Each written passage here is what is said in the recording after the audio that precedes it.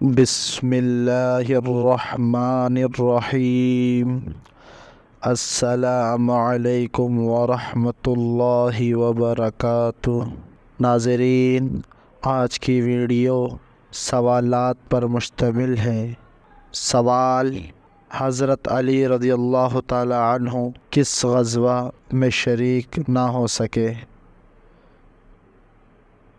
جواب: غزوہ تبوک میں۔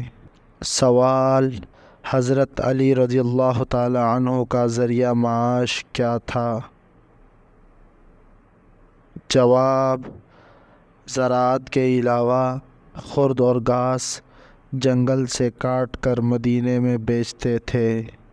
سوال: دنیا کا وہ کون سا واحد انسان ہے جس کی ولادت خانہ کعبہ میں ہوئی؟